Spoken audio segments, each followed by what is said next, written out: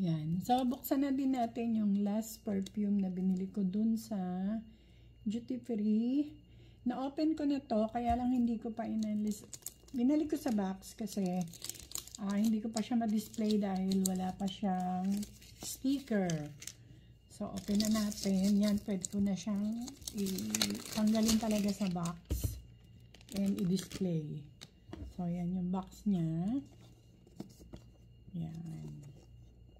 Siya is from Lancome. Ayan, Lancome. Tapos, ang pangalan niya is Absolue Les Parfum. At ito naman is Absolue Le Parfum. Yes. And, ayan siya. Musk and white tea. Open natin. Nakakatakot baka gumuho. Ayan.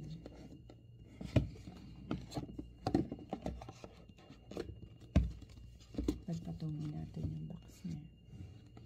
So, ayan siya. Diba?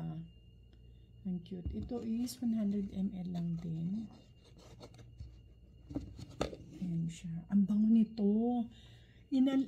Nagtitingin ako sa dun sa counter ng Lancome sa Duty Free.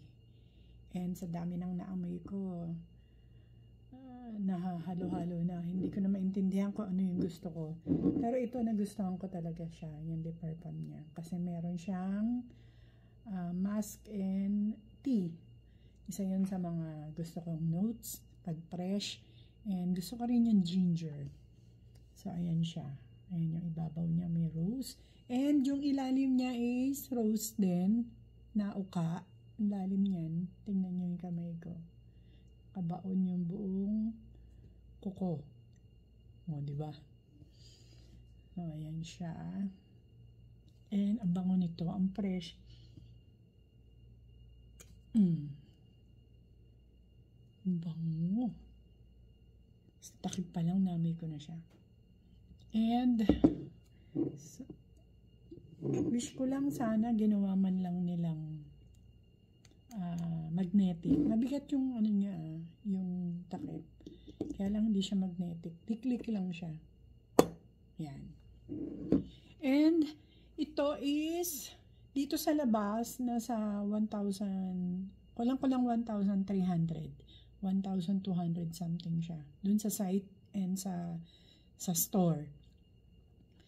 So, doon sa Duty Free, nakuha ko lang siya ng 900. And then, nabigyan pa nila ako ng free na candle. Na ganito rin, Absolute, tapos Le Parfum din yung scent niya.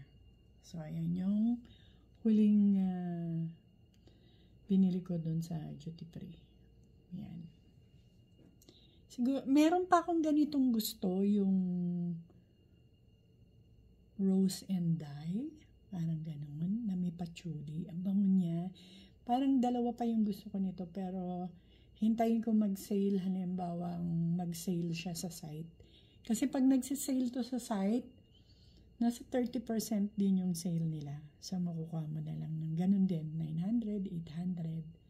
So, ayan. Pero kung hindi siya magsisale, hindi ko siya talaga bibili. So, ayan. Or, kung sakaling mapadpad man ako uli sa Duty Free. Baka sakali, pag may pambili. So, ayan yung ating pang-5 perfume from Lancome. Ayan.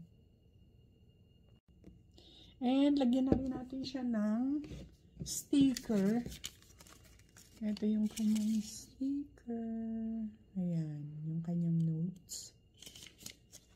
Lagyan na rin natin para hindi ko na siya ibabalik sa box and madi-display ko na rin siya. So, dito natin lagay sa likod.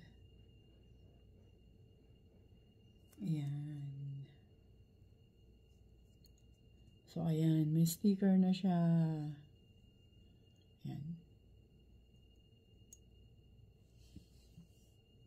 Bango. Thank you. Bye-bye.